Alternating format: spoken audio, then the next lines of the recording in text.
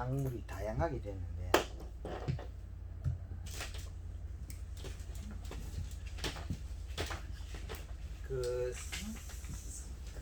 지금 과실수 종류에는 강의 내용이 많아가지고 그걸 응용하면 돼요.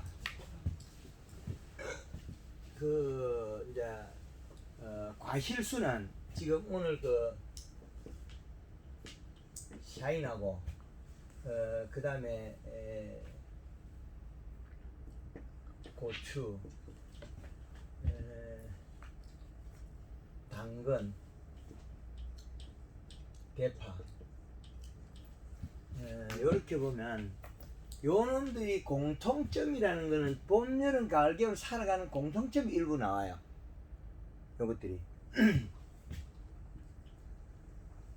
여기에서 요 중심축을 나누어 보면 요 하반과 좌우로 나눠지기도 하고 하반 이렇게 나누면 거의 맞아요. 겨울과 여름은 극과 극이지만 가을하고 봄은 같은 시점에 나와요. 요 두 놈을 이 시를 갖다가 1.8을 잡으면 돼요. 근데 여름에 자라는 샤인이나 고추는 또 다르게 나오죠. 그러면 얘들은 거의 대다수가 요 이하가 돼야 되는데 겨울에 여기 하우스에 들어가면 여기 2.4로 올라가야 돼. 고추가. 근데 대파도 겨울에 자랄 때는 또 20 올라가요. 그러면 요 속에서 자라는 양, 요 이하냐, 요 근사치냐, 요 이하냐 이러거든요. 그럼 여름에는 이 시가 1.5를 잡으면 되거든요. 그러면 이제 요 사계절에서 이 시축만 비료량만 끄집어내는 거죠. 비료량만. 그러면 사인이 어디에 속하느냐? 여름에 자라기 때문에 사인 마스켓은 1.0으로 거의 맞추면 돼요. 그러면 하우스 고추를 하는 것 같으면 고창에서 이 시가 낮아야 되겠죠. 1.5 정도. 그럼 봄에 일찍 심어도 2월달에 심나요? 3월달? 3월달 하우스에 심으면 그때는 조금 높아도 괜찮으나 그 이후에는 낮아야 돼요. 그러면 1.5에서 가을까지 사면 끝나죠. 그럼 1.78까지 괜찮을 거예요. 그러나 여름에 한뜨에서는 1.5 이시를 가져가야 된다. 그럼 수분은 요들이 다 똑같아요. 수분 하나는 여기서 토양 수분 35 내지 45%라는 게 나와버려요. 45%. 함수량 끄집어내고 비료량 끄집어내고 나면 농사짓는데 큰 게 없어요. 그래 잎 두께를 두텁게 해서 잎을 살을 찌워서 이동시키는 거거든요. 그러면 뿌리가 많이 먹은 만큼 공급원에서 공급해지. 대파나 마늘이나 이 당근이나 얘들은 밀도가 높은 것들 있죠. 제식 밀도가. 쌀마저게 먼데 하나 심어놨죠. 근데 걔는 소비량이 적어요. 마늘, 쪽파, 대파, 당근, 제식 밀도가 높죠. 근데 처음에는 없어야 되나 중간에서는 많이 먹을 수도 있다는 거죠. 근데 무 종류는 그래 많이 안 먹어요. 당도가 낮기 때문에. 당이 높은 것들이 비료 요구도가 높아요. 마늘. 그죠? 마늘이 당분에서 32브룩스 나는데 대추를 말리나면 32브룩스밖에 안 나가요. 그럼 32브룩스 나누는 게 많이 없어요. 종들이. 요즘 나온 서양 자두라 그래가지고 말리는 이름이 뭐더라 그거 푸른 그게 좀 당도가 높고 그 외 것들은 당도 극히 높은 게 없어요. 그러면 당의 함량과 기름의 함량을 두 개로 보면 기름의 에너지가 더 많이 들어가요. 우리가 깨금이라 그래가 산에 가서 옛날에 소 먹일 때 먹은 거 호두, 땅콩, 그 다음에 잣, 그 다음에 참깨, 들깨 이런 바로 착즙을 하면 기름 나오는 것들. 그게 에너지가 잎으로서 광합성을 만들 때 에너지 제일 많아요. 그리고 씨앗의 크거나 씨앗의 개수가 작은 것들은 크게 염려가 안 돼요. 그 안에 기름 들어보면 얼마 안 되거든. 껍질 만들고. 이제 씨앗의 기름 양에 따라서 그 포장지가 강해요. 우리 산에 가서 깨금, 호두 단단하죠. 기름이네 그 조금만 상처가 나면 안에 썩어버리는 거예요. 단단하죠. 작은 참깨는 개수가 많으니까 그 단단할 필요 없거든. 에너지 덜 필요 없다는 거죠. 근데 들깨를 우리가 재배하는 들깨는 껍질이 얇아요. 근데 그놈이 겨울에 추위를 맞은 들깨는 이듬해 껍질이 딱딱해요.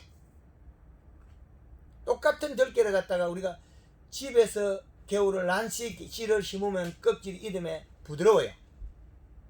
근데 그 씨앗이 덜에 떨어져 있다가 난 씨앗이 있죠. 껍질이 단단해져 버려요. 바뀌어버려요. 그것처럼 작물은 어느 환경에 따라서 적응하는 게 바뀌어버려요. 얘들이 동일한 점이 한 가지가 나와요. 잎의 크기에서 그 가치에 해당하는 종이 길어지는 그게 나와요. 사이마스켓도 꽃핀자리 잎의 크기가 길어지면 길어져요. 고추도 꽃핀자리 잎이 12cm 4대 공식을 만들었고 꽃핀자리의 방앗다리에서 올라가서 5째부터는 13cm 유지가 나와 있어요. 그리고 잎이 모양이 길쭉하게 생기면 고추가 쪽바른데 여기 동그리하게 생기면 고추가 짧아져요.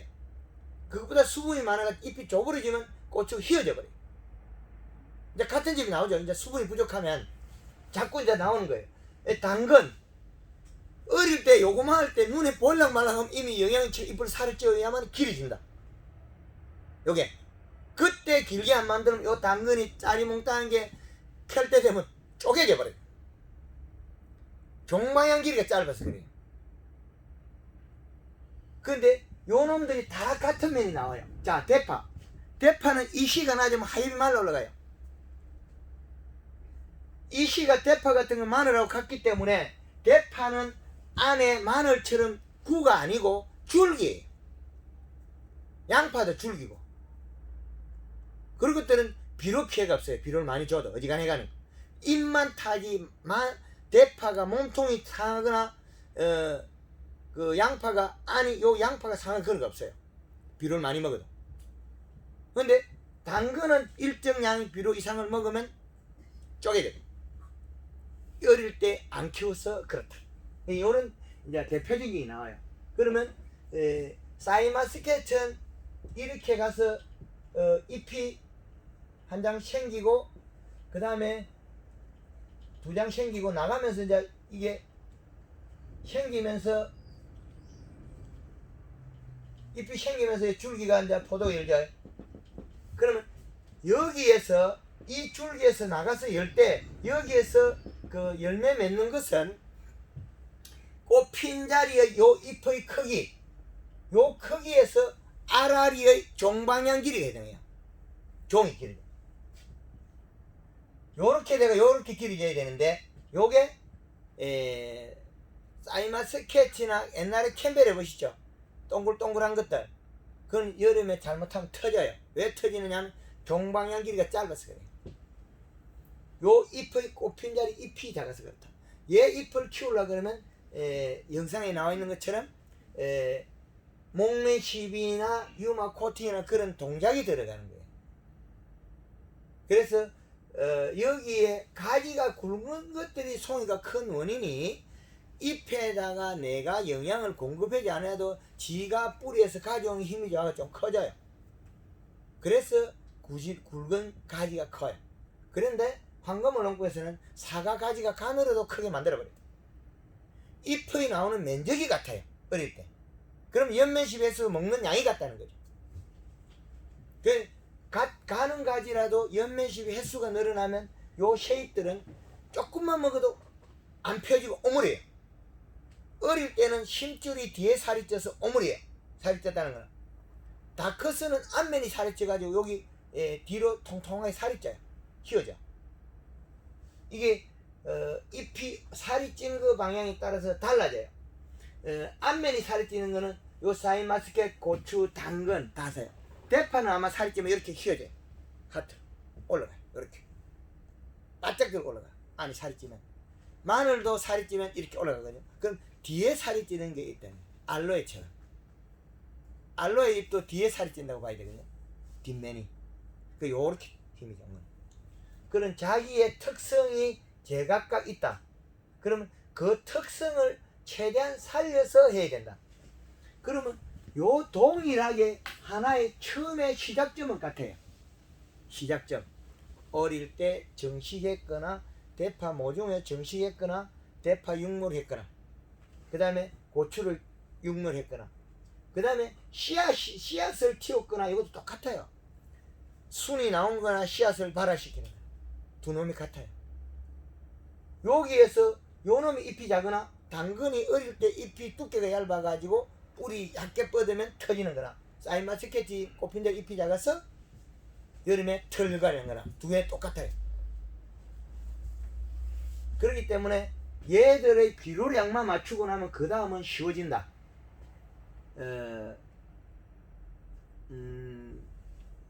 얘들이 먹어내는 양이 그 밀도가 높은 대파가 제일 많이 먹어요.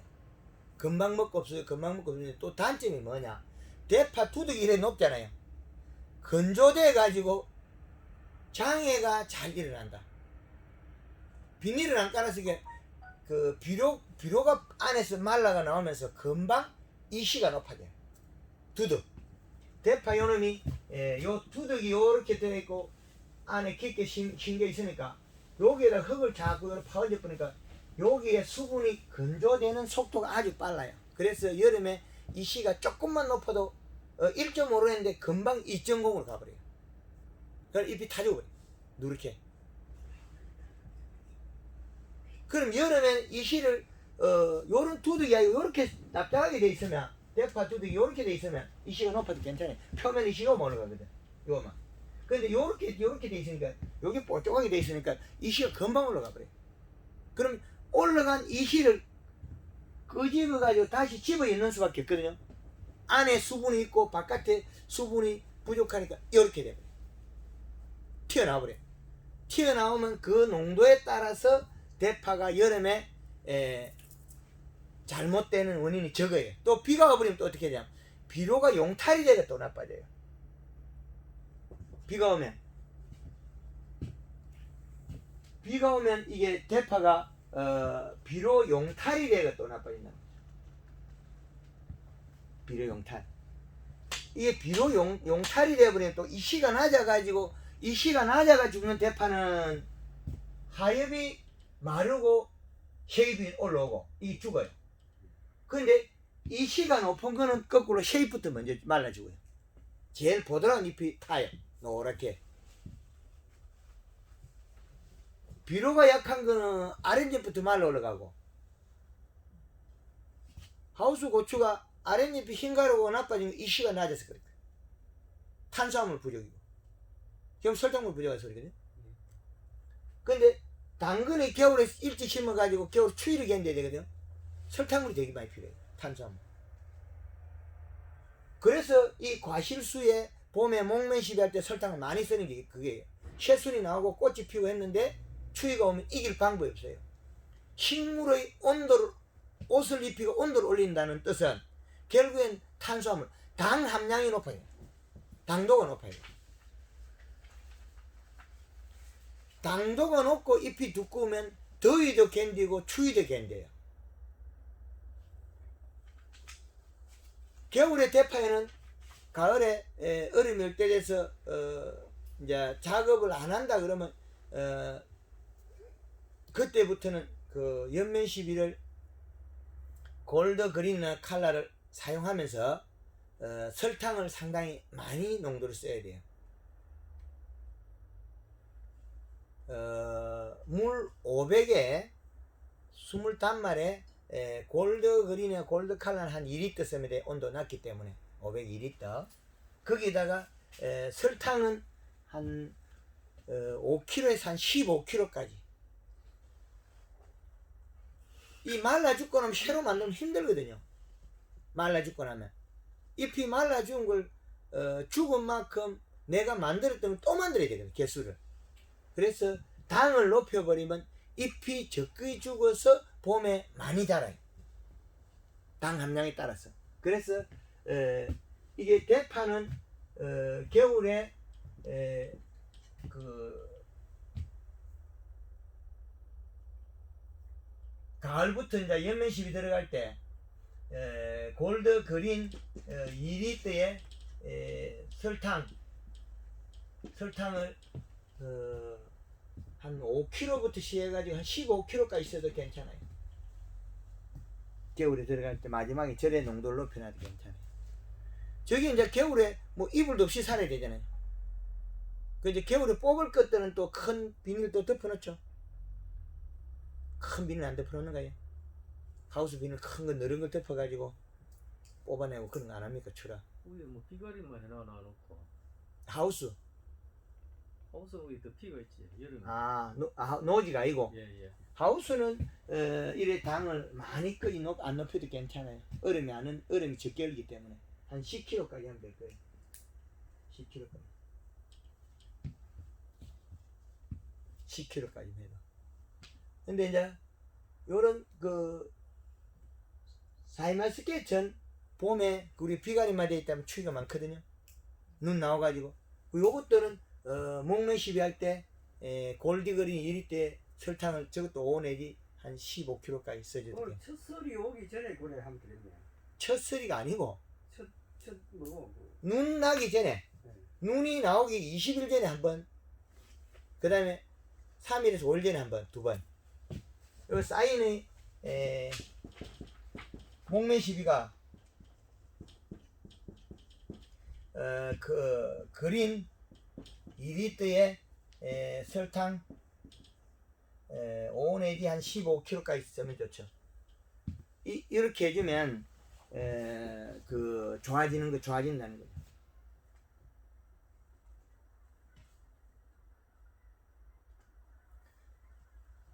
그리고 얘는 그냥 비료량을 이 시량을 맞추고 연면식 횟수를 하면 저절로 맞아져요. 언제 안 맞아지냐면 얘가 여름에 안 맞아요.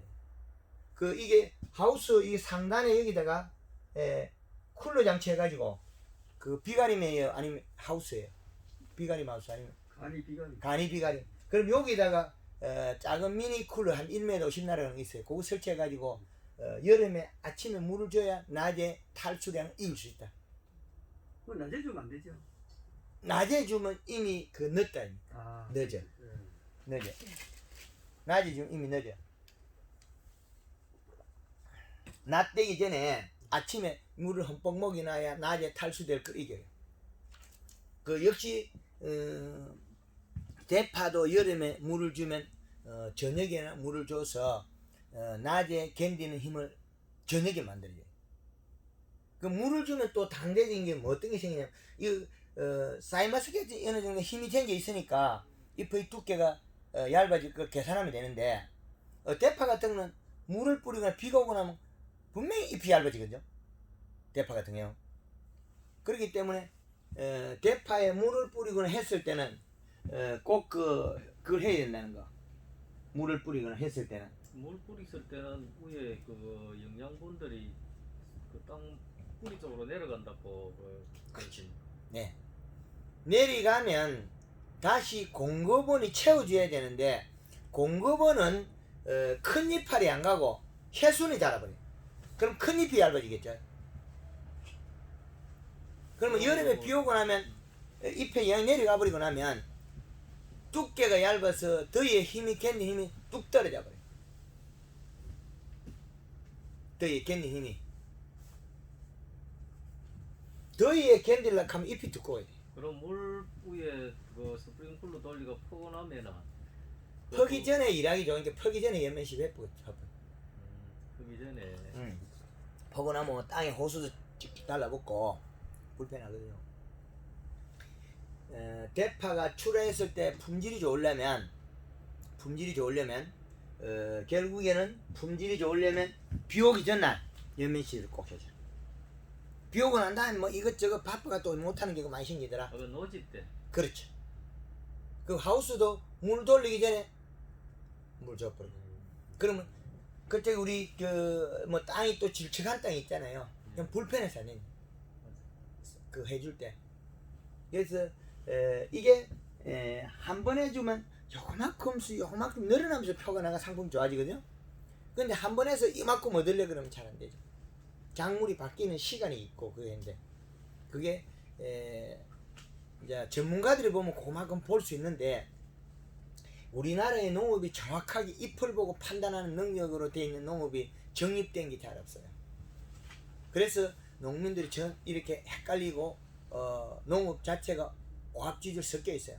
이거 좋다 해보니 안 되고 저게 좋다 해보니 안 되는 원인이 어릴 때 관리를 안 한 것들이 요놈 대파는 중간에 해도 또 밖에가 나와요. 기간이 길기 때문에 몸통이 바뀌는데 단 쪼개져요.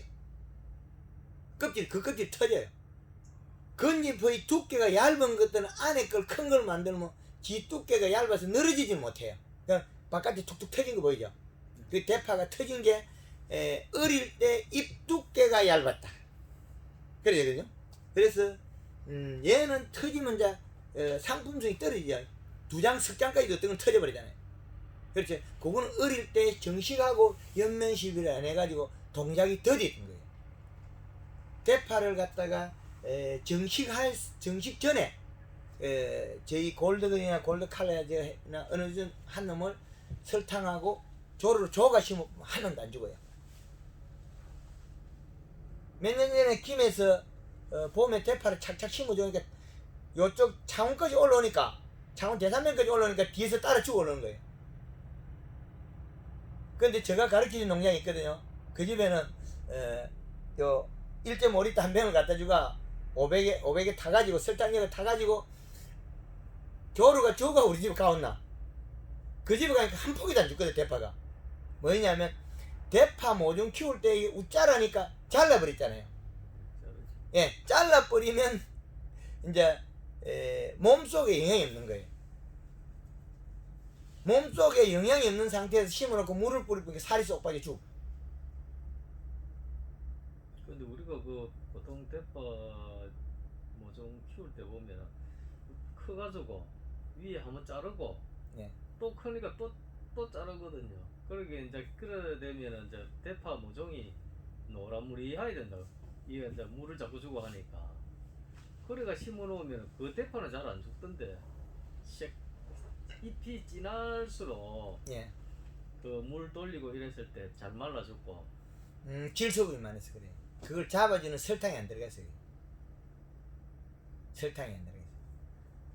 그 탄수화물 농도 차이. 고구마도 모종도 그렇고 다 이것들이 하나의 행동하는 게 중심이 되는 게 강합성엔 탄수화물 농도 차이예요. 잎이 감실하고 단단해야 된다. 그 던져놔도 안 죽어. 예, 그렇게 만들어야 되는데 우리가 그냥 그 요소를 이어갖고 그냥 물을 졸이고 물을 전하는 것들은 소화되지 않은 완전한 영양소가 아니에요. 그 육모장에서 키울 때는 자기들이 빨리 출하기 하려고 뿌리가 아직까지 다 안 맺히는데 예. 보통 보면 주니까. 아, 그거는 이제 그래 하더라도 우리가 자체 생산 안 한다면 마지막에 가오기 며칠 전에 우리 액비를 가지고 물조리 하면 딱 죽어가지고 안 죽어요. 그러면 요게 먹고 잎이 살이 쪄 있어 가지고 우리 집에 심어서 물만 뿌리면 뿌리에 튀어나와요. 물 뿌리 영양을 한번 싹 줘놓고 쿨로 돌리면 살아버리거든요.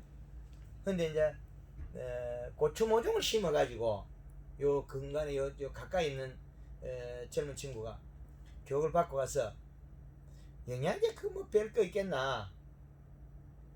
하루에 물은 4번에서 5번 뿌리고 영양제는 일주일에 한 번 줘서 한 보름 있다 와가지고 고추 모종이 안 큰데 분명히 네가 영양제 안 줬을 건데 사진을 보자. 그러니까 살기는 잘 살아있는데 잎 두께가 얇아서 자르질 않아요.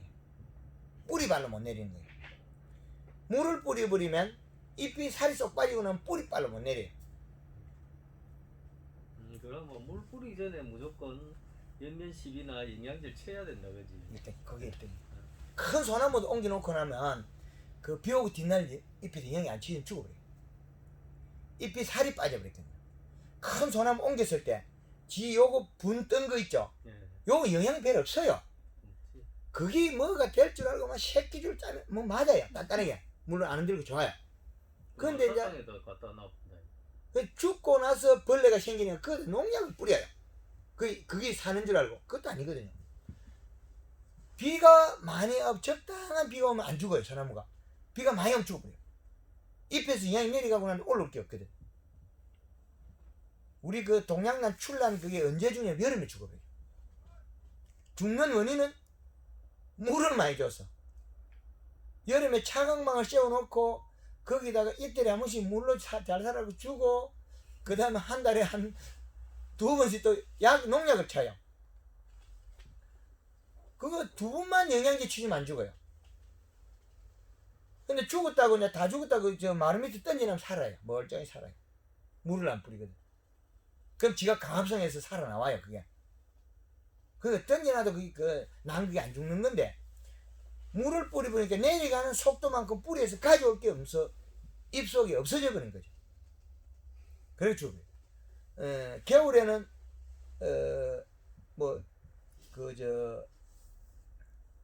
일주일에 한 번 정도, 열에 한 번 정도 이래 뿌리고 한 2번, 2번밖에 안 뿌려요. 그런데 봄, 가을에는 한 5번씩 뿌리도 안 죽어요. 5일에 한 번씩 대여섯 뿌리도 안 죽어요. 그런데 여름에는 한 15번 이상 뿌리면 죽어요. 잎에서 가지고 있는 양이 내려가는 양보다 올라오는 양이 적거든요. 보충해야 되는 거예요. 그거는 연면십에 좀 살아나요. 이게 식물의 구조 속에서 우리가 생산하고자 하는 선택을 해야 되는데 이걸 갖다가 우리는 비가 오면 잘 자랐다 했는데 맞아요. 지금 가지고 있는 것이 이동을 해가지고 자랐는데 그럼 새 잎은 나왔으나 전 옆에 잎은 일하는 잎은 얇아지고 살이 빠져버렸어요.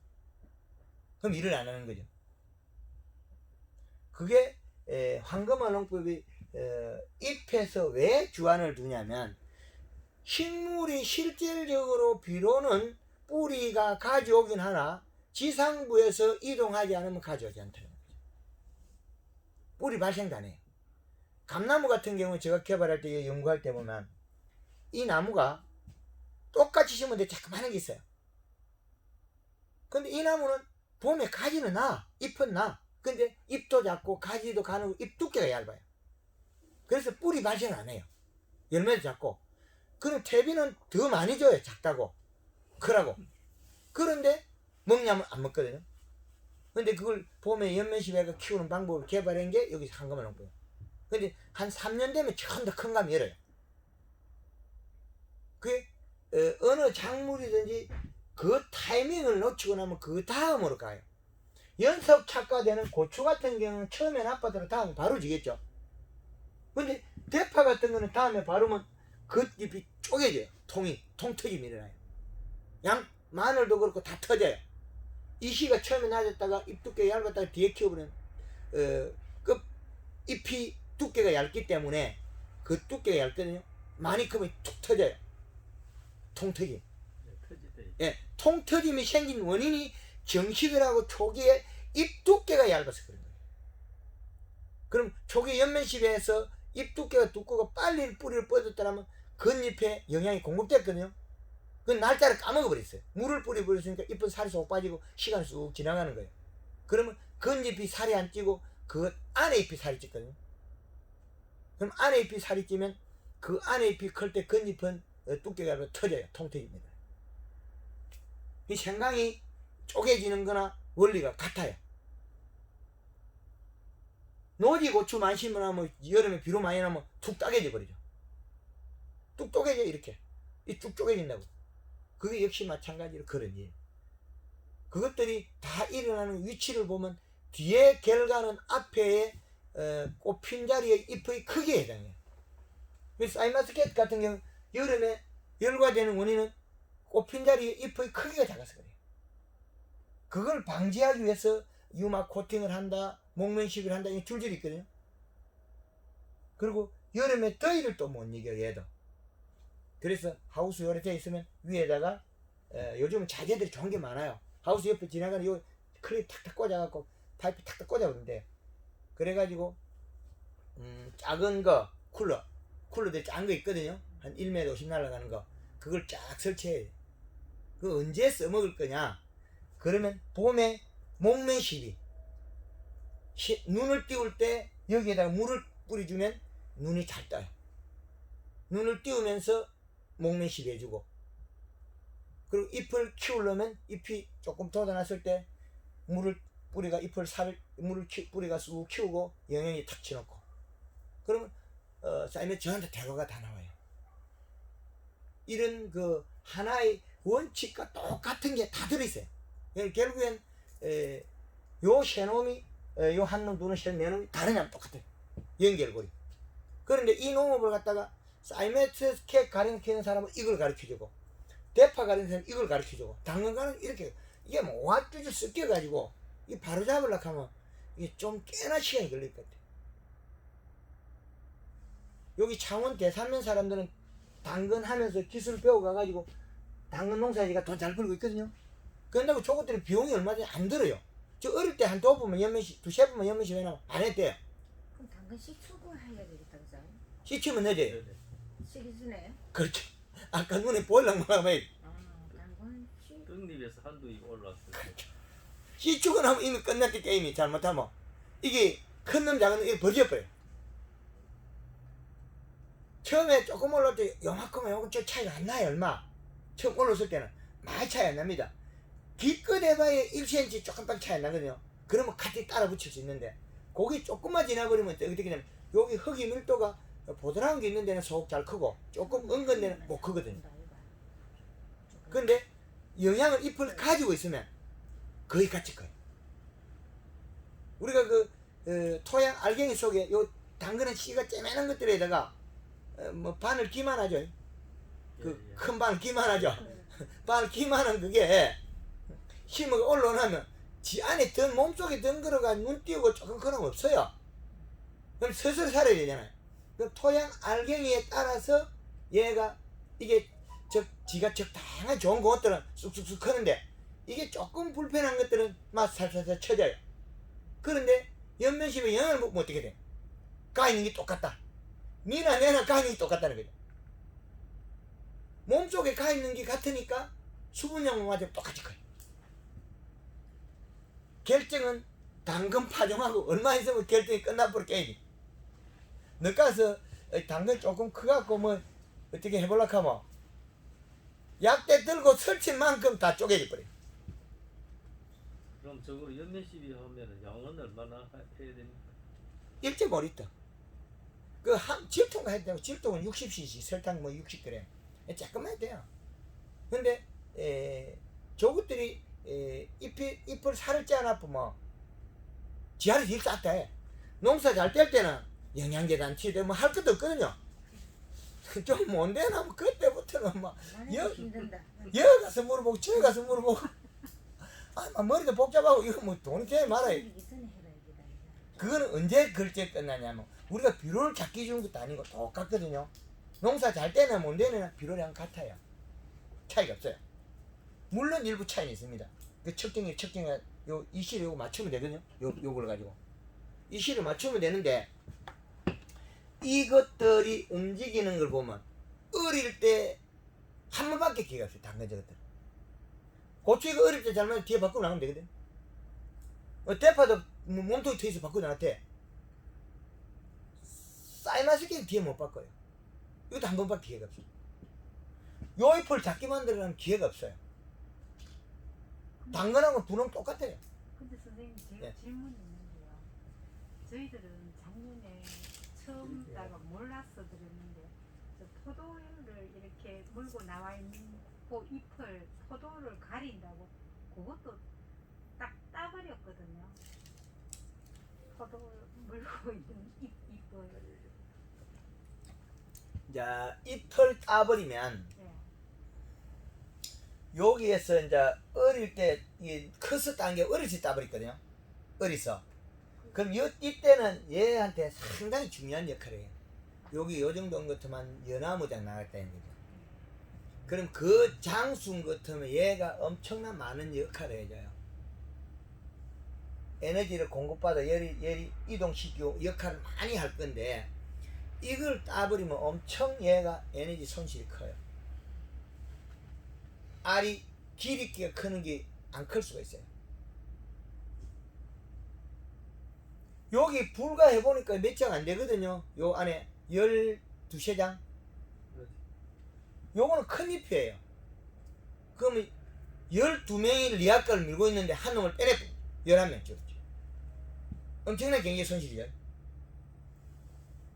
12명이 밀고 있을 걸 한 명을 떼부수니까 11명밖에 안 밀어.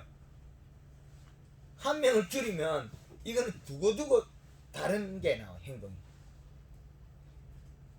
안 좋습니다. 잎을 뗀다는 거는 안 좋습니다.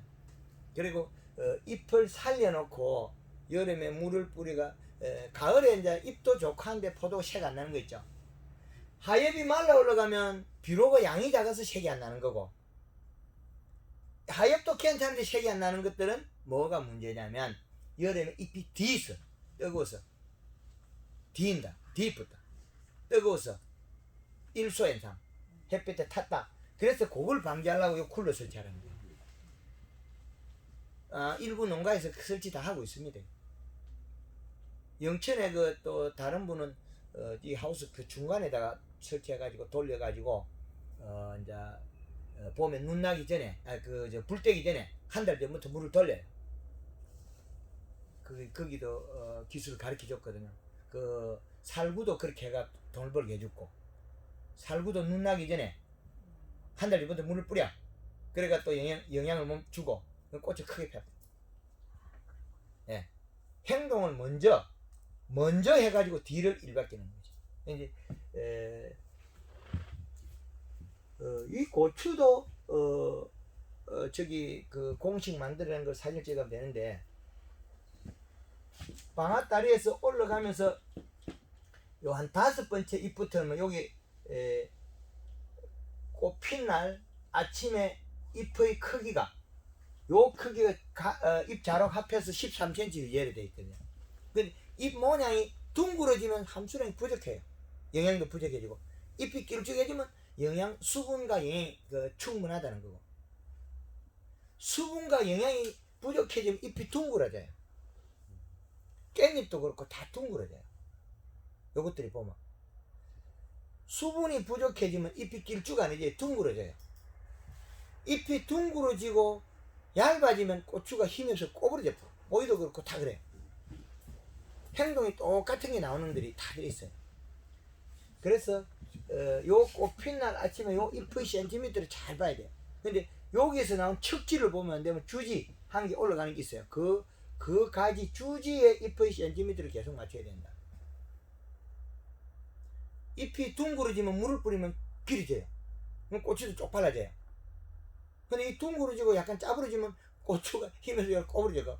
그럼 조금 지나고 나면 낙하가 되고 그 다음에 멈춰버려요. 숨머지 온다 그러죠. 숨머지는 실질적으로 비료량하고 잎 함수량이 안 맞아서 그래요. 그러면 그걸 맞으면 다 계속 자라요.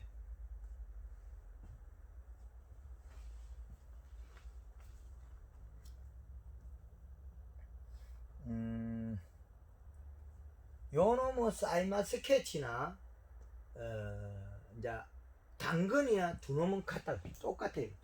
한 번의 기회밖에 한 번 기회가 넘어가니까. 근데 대파는 조금 한계들 능가 보면 그 껍질을 하고 다음 거 뭐 또 똑같아지거든요. 대파는 좀 시간이 지나면 다 같아지는데 사이마스케치나 당근은 한 번 들어서 열매가 한 번, 심어가 한 번 열매 그 뽑는 거 그게 똑같아요. 그렇기 때문에 당근이나 사이마스케치 다른 것도 물론 똑같지만은 얘들은 초기애가 엄청나게 중요하다. 그 사과 강의에 보면 전반에 다 있죠. 복숭아 사과 강의 전반에 다 하고 나면 이제 다 했다 하는 식으로 제가 툭 쳐지죠. 여기 단데 그걸 계속 그 앞에만 강의가 있잖아요. 왜 그렇겠습니까? 당근도 똑같아.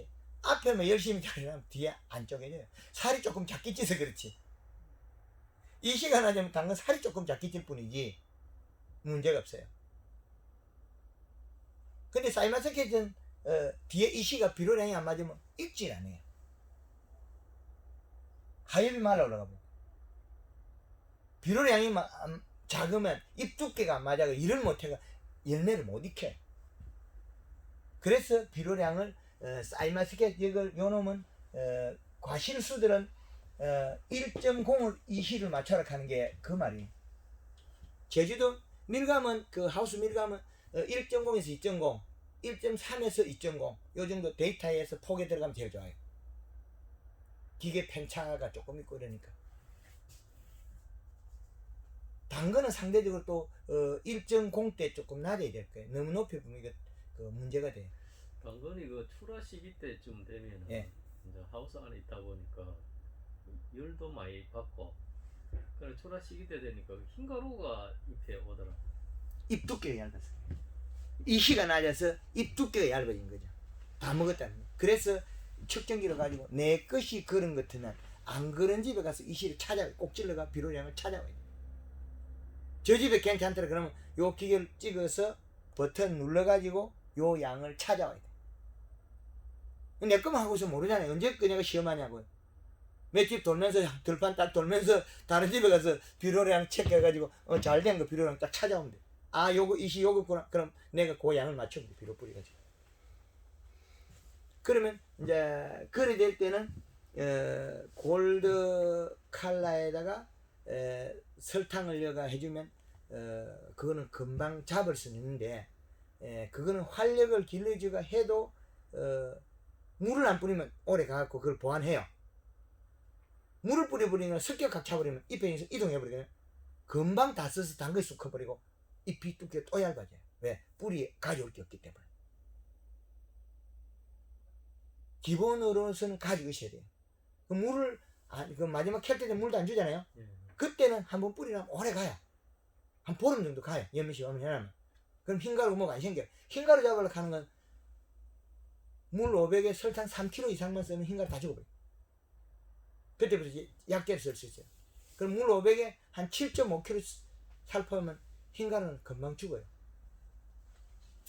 흰가루 약을 안 치고 설탕으로 잡아준다는 거죠. 흰가루 약 치고 흰가루 잘 안 됐잖아요. 잎 두께가 얇아가 강압성 양 부족으로 온 건데 그 잎이 노화되기 직전에 흰가루가 오거든요. 잎이 두꺼우면 안 하죠. 어릴 때는 안 온다고.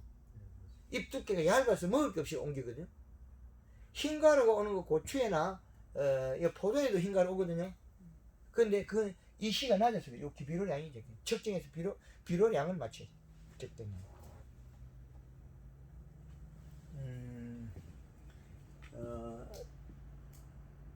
당근은 우리 다른 작물과에서 연속적으로 착과되는 열매가 아니기 때문에 그 연면식으로 그걸 차지 안 해도 괜찮아요. 근데 그 대신 요거만 할 때 쬐끄만 할 때 그때는 자제해야 돼요. 그때는 또 쬐끄만 게 7톤가 뭐 왔다리 갔다리 가고 뭐 크게 된 것도 아니고 안 그러면 뭐 18일 이래 그 안개처럼 날려버려도 되고 어떤 거라도 해도 되는데 당근은 그렇게 해야 되고 역시 대파도 역시 18일에 해도 괜찮아요. 대파, 쪽파, 부추, 전구지, 당근 요런 종류. 수박 같은 것도 사람이 못 들어가니까 수박, 뭐 멜론 그런 거, 참외 요런 것들. 종에 따라서는 그걸 그 18일 쓰면 수월한 것들이 있어요. 이렇게 키가 높은 것들이 18일 때려 맞아버리니까 안 되는데 키가 좀 낮은 거 땅에 있는 것들은 18일 안개처럼 뿌려놔도 괜찮다는 거예요. 장애가 없으니까. 설탕으로서 흰가루 잡을 수 있다. 흰가루 여기 뭐 오이 같은데 흰가루 왔을 때 약을가 그 잡기가 상당히 힘이 들고 이렇던데 약을 치고 해도 흰가루가 잘 안 붙더라고요. 농약을 타가지고 한 바퀴씩 들고 가서 오이 덩쿨을 담갔다가 건져 놓으면 3일 있으면 흰가루 해요. 3일 뒤되면 다시 흰가루 한다고. 근데 설탕을 갖다가 물 한 마리에 300g 거치 나오면 다시 안 해. 죽어보고 다시 안 해. 솔라당 싹 죽어보고 다시 안 해. 그럴 때 오이 같은 거 키울 때 설탕을 많이 써라 그러거든요. 연면식에 설탕을 많이 써주면 고추 역시 마찬가지. 어릴 때 설탕 많이 써야 돼요. 설탕을 많이 써주고 오이를 덩쿨을 8마리에 착과를 시키는 게 아니고 한 15마리 쭉 키워버려요. 그럼 잎이 단단하고 좋은 이파리 밑에 쫙 깔아놓으면 뒤에 쭉 달아도 요 잎이 계속 밀어져가 뿌리가 많이 뻗어 있기 때문에 열매가 줄줄이 달려요. 그리고 어릴 때 설탕을 잎에 많이 맞은 것들은 흰가루를 나무 뽑을 때까지 안 해요. 녹균병도 조금밖에 안 해요. 설탕을 연면시비 해주면 녹균병도 조금밖에 안 해요. 그러면 농약 살포하고 할 때 설탕을 섞어가 치면 됩니까? 그렇죠. 거기다 이제 영양하고 그걸 써도 비용이 얼마 안 되니까 골드그린이나 골드 칼라 쓰면 뭐 다른 자재 칼슘 뭐 아무 쓰지 마라 그러거든. 지금 우리가 그 보통 보면 이게 뭐 방제할 때 뭐 자꾸 있잖아요. 예. 근데 그게 굳이 많이 필요 없다는 거예요. 대파도 녹균병 하는 거예요. 대파도 합니다. 대파에 녹균병 하면 녹균병에 전착제 안 쓰면 돼요. 양파에 전착제 쓰면 그 녹균병 폭 내려앉아 보거든. 대파 우리 칠 때 적재를 좀 많이 사용하거든요. 하지 말아요. 한 것만 한 거예요. 그거 절대 쓰지 말아요. 그걸 쓰면 병을 더 많이 해. 분을 홀라당 뺏기면 금방 그 다음날 병이 바로 뚫거든. 양파에 그 봄에 방제할 때 녹균병 할 때 전착제를 쓰지 마라 그러거든요. 전착제, 확산제, 뭐 침투제. 그 방송 안 듣고 영양제하고 같이 농약을 딱 치고 돌았으면 3일만 있으면 다 말아줘. 부지런한 사람 있죠? 들어가면서 병 들었다가 요렇게 촥 뿌리게 돼가죠. 저쪽에 돌아오고 다시 한번 더 뿌려. 양쪽 두름에서 딱 뿌리 뿌고 나면 3일 뒤에 되면 양파가 싹 다 말라. 근데 한 사람은 또 집에 올 때 교육받으러 와가지고 작년에 사는 농약이 많아가지고 농약 마시고 전착제가 없어가 양파에 안 였어. 멀쩡해. 전착제의 역할이 이제 응애를 잡거나 응애 응애 잡을 땐 전착제 있어야 돼요. 그러면 그 외 것들에는 전착제를 쓰지 마라 그러죠. 분을 뺏기면 안 된다. 안 뺏기도 먹을 만큼 다 먹는다. 그건 꼭 지켜야 됩니다. 응애 잡을 때만 전착제 쓰라 그러지 그 외 것들 전착제 쓰지 마라 그래요. 그리고 이 사이마스케 같은 경우에는 영양이 좋다고 계속 쓰면 안 돼요. 포도 알이 쬐끄만할 때부터 영양 쓰면 안 됩니다. 설탕하고 꺼내야 돼. 꼭 피고 뭐 쪼매나지면 안 해야 됩니다. 왜 안 해야 되냐면 여기에 맞으면 그 송이 줄기 거기에 설탕이 맞으면 곰팡이가 펴요. 곰팡이가 설탕 맞은 이 설탕 당분이게 검은 곰팡이가 펴서 안 좋아요. 끄름처럼. 사이마스케 잘했어. 그 신경깨비 얼만큼 예. 클 때까지만 해요. 예. 그래 그때까지만 하고 우리가 손으로 치는 것 같으면 이제 다음에는 요 바깥으로만 치고 안 쳐야 돼. 설탕을 꼭 쓰고자 하면. 아 저기 송이는 치지 말고. 네. 음. 비가리만 이렇게 큰 병 안 오잖아요. 예. 병은 안 하고 영양 성분밖에 없거든요. 탄저병하고 녹균병하고 비가리면은 탄저병, 녹균병 하나야. 해요. 해 그래도.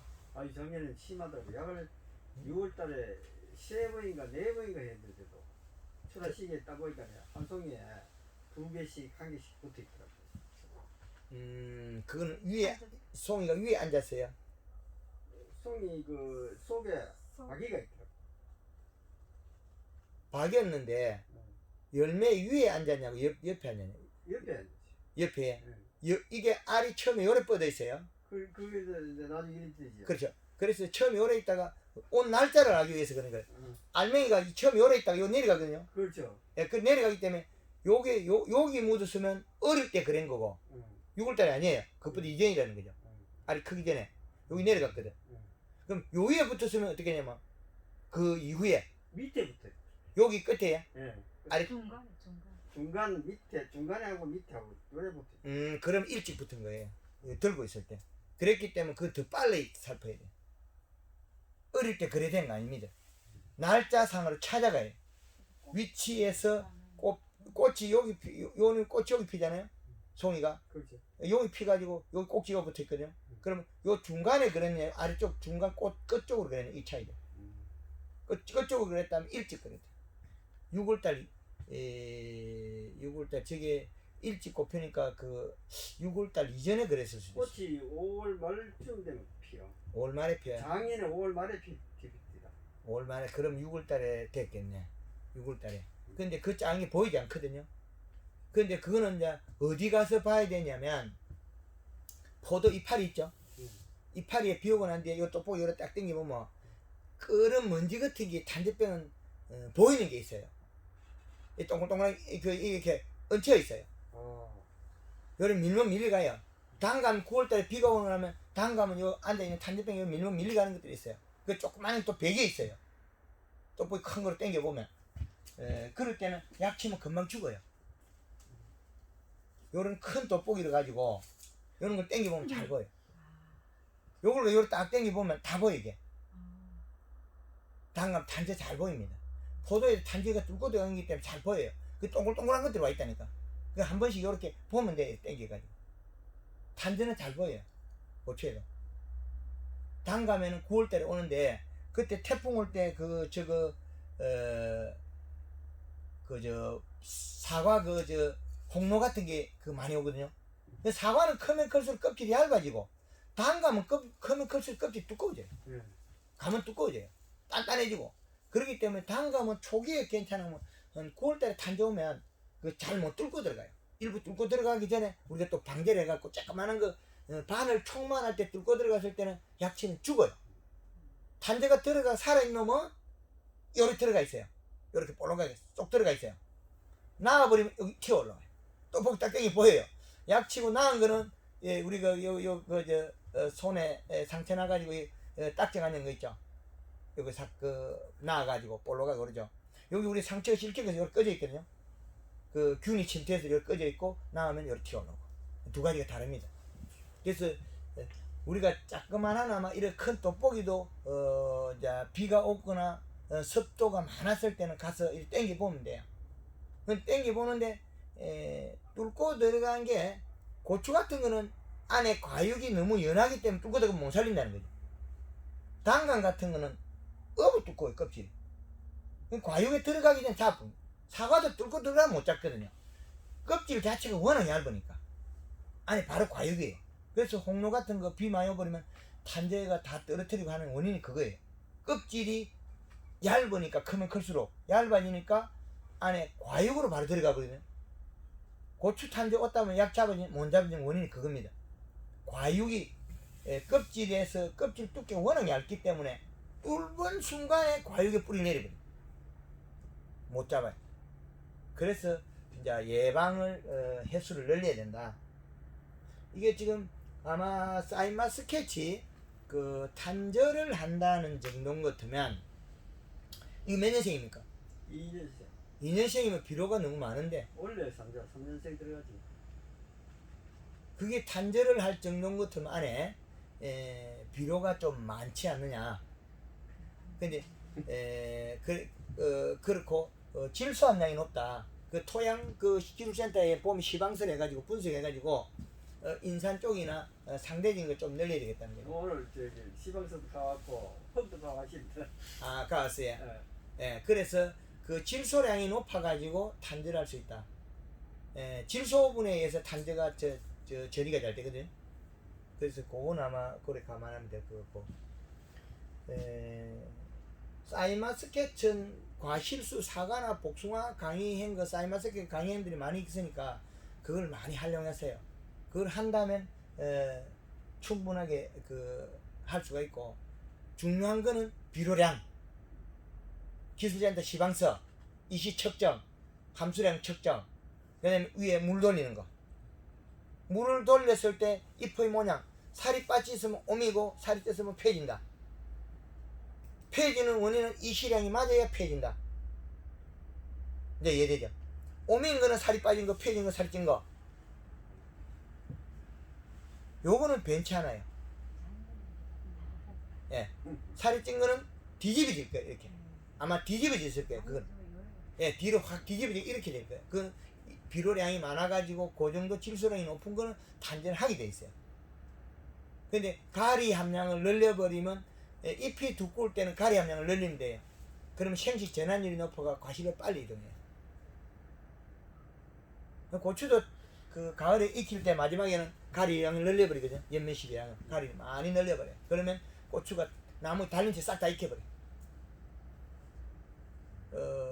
대파도 비료가 많아가지고 장애가 일어날 것 같으면 염화가리 양을 늘려버린대. 연면실 때 1kg, 2kg, 3kg까지 늘려서 연면실 해버리면 이게 빨리 자라버려요. 그리고 이게 생식으로 전환이 되기 때문에 빨리 이동하고 몸통이 빨리 커요. 그러면서 질소기가 상대적으로 질소가 많은 게 요거 같아져요. 어떻게 요걸 내리가 이렇게 이게 많았던 걸 소비를 시키는 게 아니라 얘가 돌리가 요걸 끄집어 내리지. 잎이 두꺼우면 사이마스켓도 옆면십이 가리를 조금씩 늘릴 수가 있거든요. 그래 버리면 빨리 커요. 과실이 수확이 빨라집니다. 지금 노지의 사이마스켓이 앞으로 이제 굉장히 복잡해졌거든요. 2020년도에 사이마스켓 겨울에나 늦가을에 사 먹은 사람이 맛없는 거 사 먹고 2021년도 올해에 사이마스켓을 맛있더라는 말을 할 수 있냐 말이죠. 작년에 늦게 딴 사이마스켓은 거의 대다수가 그 완전히 완숙이 안 됐어요. 10%짜리 약간 노릇작한 이렇게 향이 나고 있고 단단하고 맛있어야 되는데 이게 안 됐기 때문에 이제 유통업자들은 뭐 이 갖다 놔도 잘 상하지도 않고 알도 말라가 안 삐뚤지고 이렇게 팔고 있는데 이 실질적으로 외국보다 당이 떨어졌다는 거예요. 품질이 유식계 이런 색깔이 안 나면 아예 맛없다 간다니까. 사이마스켓 새파란 거니까 똑같던 거예요. 맛있는 거 맛없는 거 별 차이 있거든요. 그냥 팔. 그래서 작년에 맛없는 사이마스켓 먹은 사람이 올해 문제가 하기 때문에 작년에 잎이 두꺼우니까 어떻게 돼? 숫기가 빨라져 버려요. 숫기가 잎이 두꺼워서 일을 많이 하기 때문에 빨라져요. 그런데 거기다가 잎 함수량까지 맞춰주면 더 빨라져. 가리로서 잎을 가리 농도를 맞춰가 색깔 두꺼운 데다가 약간 노릇작하게 만들면 빨리 익어요. 앞으로는 그 방법을 쓰세요. 근데 너무 높으면 안 좋다. 판조라든지. 그 기준치의 이시량에 맞춰가지고 행동을 하면 됩니다. 왜였든지 넘보다 5일에서 10일 빨리 돼. 거기 승산이 있어요. 그러면 꼴찌 따는 사람하고 늦게 따는 사람하고 내하고는 1.5배 차이 나요. 내가 10,000원 받고 받으면 내가 15,000원 받으면 그 집 10,000원밖에 못 받는 꼴이죠. 그만 차이가 많습니다. 그거는 꼭 지켜가시기 바랍니다.